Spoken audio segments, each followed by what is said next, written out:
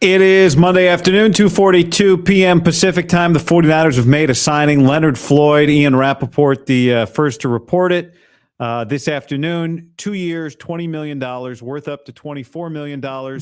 He gets a $12 million guarantee in year one. And this is good for the 49ers. This is a good deal. This does not mean he's their big splash. This is not a big splash. It's not a big splash player.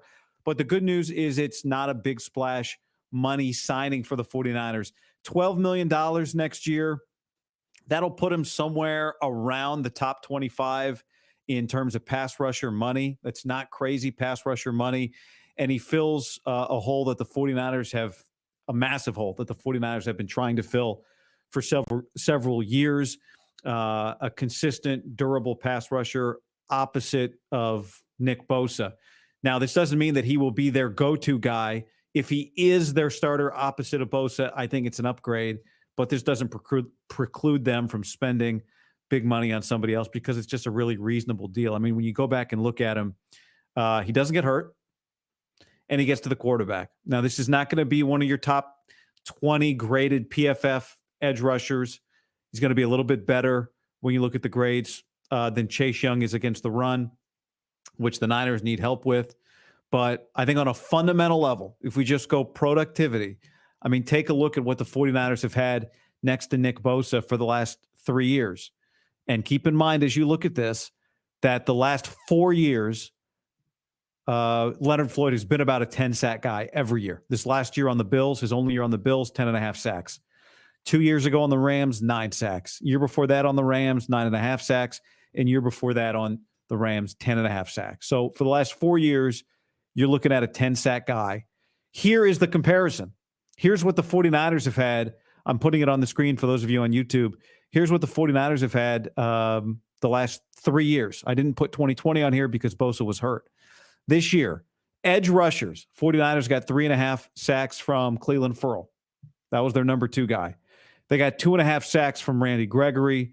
They got 2.5 sacks in 9 games from Chase Young, who had 7.5 total sacks on the year. So year before, Samson Ebukam, 5 sacks. Charles Omenihu, 4.5 sacks. So you got 9.5 sacks from Ebukam and Omenihu, and they were a hell of a combo. Like you remember back to 2022, those two guys were a very good combination of pass rushers, not always healthy. That 9.5 sacks in 2022 was essentially the same number of sacks that Leonard Floyd had as a Ram in 2022. 2021, Leonard Floyd had 9.5 sacks for the Rams. That year, the Niners' number 2 pass rusher was a very productive Arden Key. That was a great year from the Niners' number 2 pass rusher. 6.5 sacks from Arden Key in 2021. 4.5 sacks from Samson Ebukam in 2021. That was a really good combo. Arden Key got paid after that, rightfully so, because he was productive. So you're looking at consistency. You're looking at productivity. If you listen to the podcast or watch the stream earlier on Monday morning that I did, kind of diving into what would the profile of a player that the Niners are looking for be, it would be a guy ready to impact now, not necessarily an age projection. So ideally in free agency, when you pay guys, you're paying guys for their prime, right? That's about to occur, not what they've already done in the past. And that can happen a lot in free agency. Whether it's the Niners or somebody else that pays Brandon Ayuk this year or next year, Ayuk is entering his athletic prime by age. So you will be paying for his prime, not for what he's done. For Leonard Floyd, you're not paying for his prime necessarily, but you're also not paying for what he's done. You think he can do this for another year, right? With every NFL contract, however many years there are on it, I go, all right, half that is what you're expecting production for. And this year, sign him to a 2-year deal. So you're signing him for this year to try and help you win a Super Bowl this year. It means that you're not relying as much on, if Drake Jackson's in the mix, he's your 4th pass rusher. Hell, Leonard Floyd might be your 3rd pass rusher. We'll see. We'll see what happens with Eric Armstead, who, everyone's just kind of waiting to see him be released. But he's going to test the market. What will the market for Eric Armstead be? Is there a world where he returns to the 49ers? I think there is that world. Won't be for what he was going to make. But this is a productive. This is a guy that gets to the quarterback, makes plays, has done a really nice job making the most of a career that looked like he was maybe going to be bust potential after he was drafted really high by the Chicago Bears. And it's put a really nice career together for himself and has proven to be a playmaker. His last, not that this matters, his last game against the 49ers as a Ram, he had 2 sacks. So, he looks a little different. He doesn't look like Chase Young, as jacked up as Chase Young. When I say 31, he's really 32. He's going to be 32 on September 8th. But he's been a productive player, and he is better against the run. I think the evidence is he's better against the run than Chase Young. So I like this more than having Chase Young back. I guess Chase Young could still come back. Wouldn't be my first choice as kind of another pass rusher with Leonard Floyd. But solid, productive player, played for a really good defense, played for good defensive coaches, some familiarity with Brandon Staley. He played for Brandon Staley for a year with the Rams. So maybe there's some Brandon Staley influence here. But I said it about defensive coordinators last few weeks before the Niners hired one and after they hired one. And I think the same should apply to defensive players.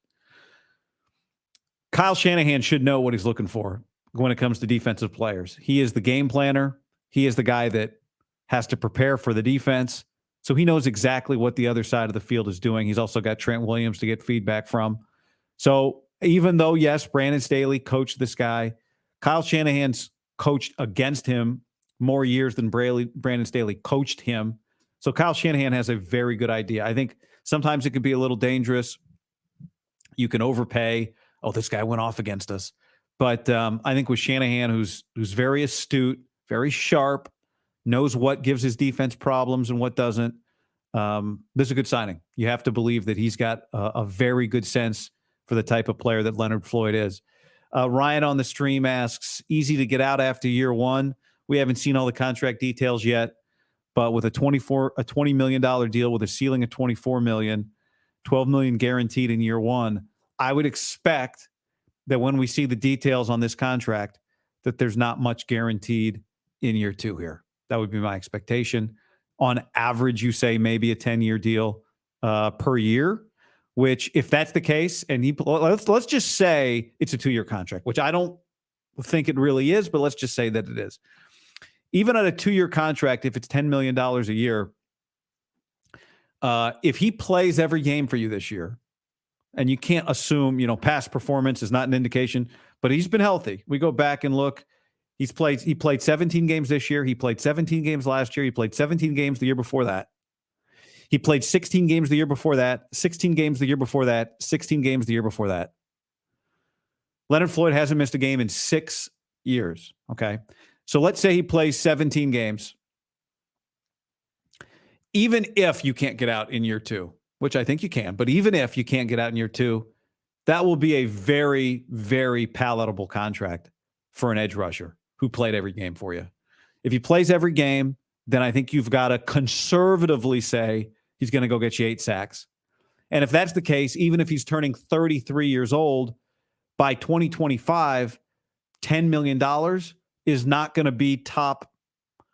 I mean, next year, that probably won't be top 40 money annual average value for a pass rusher. This year, the $12 million he has guaranteed is not going to be top 25 money for a pass rusher. So when you look, you're like, oh, he's not, PFF doesn't have him graded in the top 20. Well, he's not getting paid like he's top 20. My guess would be by the time the season rolls around, he will be making barely top 30 money for a pass rusher, right? It's top 25-ish right now when you look at just when you look at the average per year numbers for guys.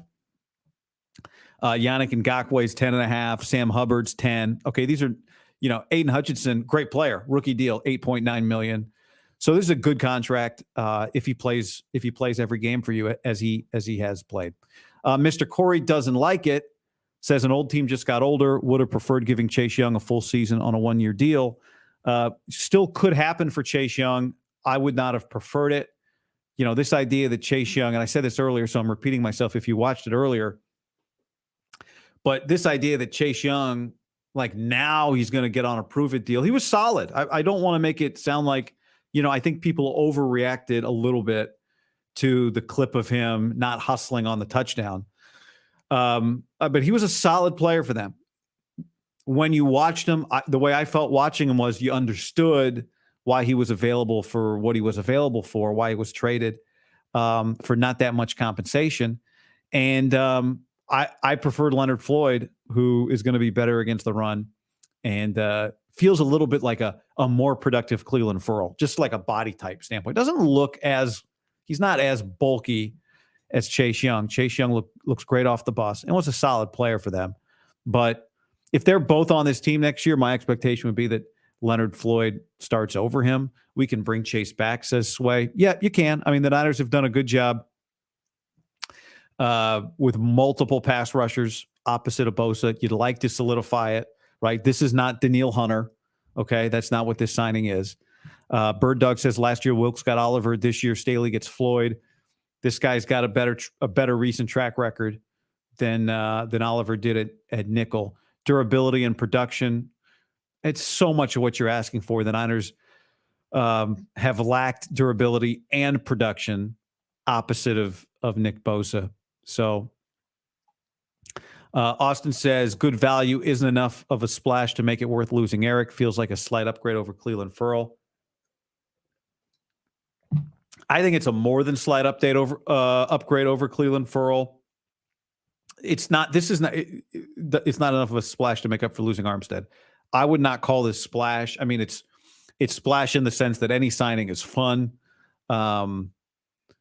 It's splash, I guess, in the sense that he was the 9th overall pick, but that was a long time ago. That was a long time ago. This guy's done a really good job he's like the Ted Ginn Jr. of top 10 picks. He never lived up to that. Maybe even a little better.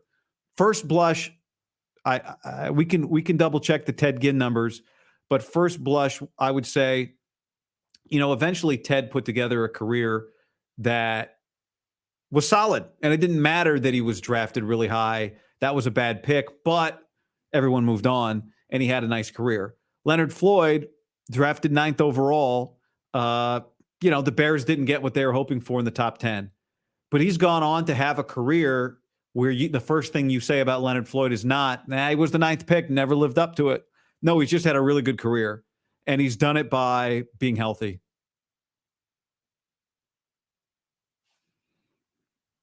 Jake Franks on the stream says Armstead hasn't been fully released yet. Now, he hasn't even been partially released. They haven't released him at all. The expectation is there. If you go back to this morning, what Adam Schefter said, you go back to the reports, the way Mayoko reported it was they went to him and asked him to take a pay cut, and he decided to test free agency. The way Schefter wrote it was, Schefter's report made it seem as if there were some negotiation, which makes you think that he could still come back. I've not slammed, whether he's released or not, I've not slammed the door on him. There's definitely, I would imagine, understanding for his agent that they can go out, see what's out there, and then perhaps choose to come back and renegotiate, right? You don't release him. You keep him under contract. You let him see what's out there. You let him find out, and then he can come back and do a renegotiation instead of being released and then re-signing. So it makes sense to me that he hasn't been released yet. That tells me, this just me reading the tea leaves, that they're out there looking for what happens, looking what the market bears. The Niners can see how much they're going to spend elsewhere.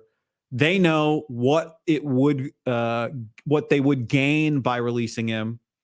And so if they get in a situation where they go, you know what, we want to release him now because we're about to make another signing and we need to do it, fine, then they'll do it. Otherwise, I got to think they wanted him back, right? For the right number, the Niners wanted Eric Armstead back. Eric Armstead was willing to listen to what they wanted. He was willing to hear, like, okay, how much of a restructure do you want? I think Eric Armstead would come back if the number is appropriate for him.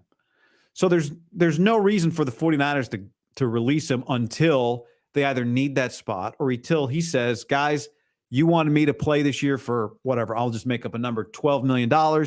Somebody is offering me 2 years and 35. I'm going to go. So until either one of those things happens, there's no reason for them to jump ahead and take. There's just no reason for those moves. So that's my read on the Armstead situation right now. Maitland Eagle says Floyd is going to be what the Niners hoped D Ford would be. I think that's a pretty good comp. You know, D Ford just turned out to never be healthy. Ever. How many games did D Ford play for the Niners? He played 18. He appeared in 18 games in 3 years. Matthew says the Niners save money after a June 1 release on Eric Armstead. Correct. Now, it also makes it very hard for Eric Armstead to sign somewhere, but maybe medically he's not ready to sign somewhere anyway. It might be that I've not seen if you've seen a report on Eric's health post-surgery, you know, he may not be in a position where he's going to pass a physical anyway. So there's just no rush. I'm glad you mentioned this. I didn't have a chance to mention it, but I was looking at the picture earlier. Leonard Floyd, one of his claims to fame this year, 2023, was he's the guy that tackled Aaron Rodgers on opening night and tore his Achilles. I don't know if that's a claim to fame, but that is a thing that just happened.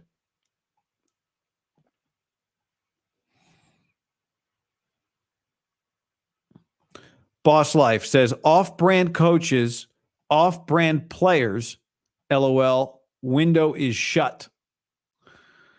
Disagree. So Boss Life doesn't like the Sorensen hire, a defensive coordinator, and doesn't like the Leonard Floyd. I don't know what's off-brand about 10 sacks. I don't think there's really anything off-brand about 10 sacks. What makes it off-brand, to me, any brand is just a brand. And then it's an off-brand when it tries to be something that it's not.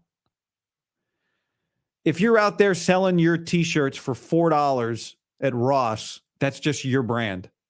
Now, if you're selling your T-shirt for $4 at Ross with some wannabe Nike logo, now you're an off-brand.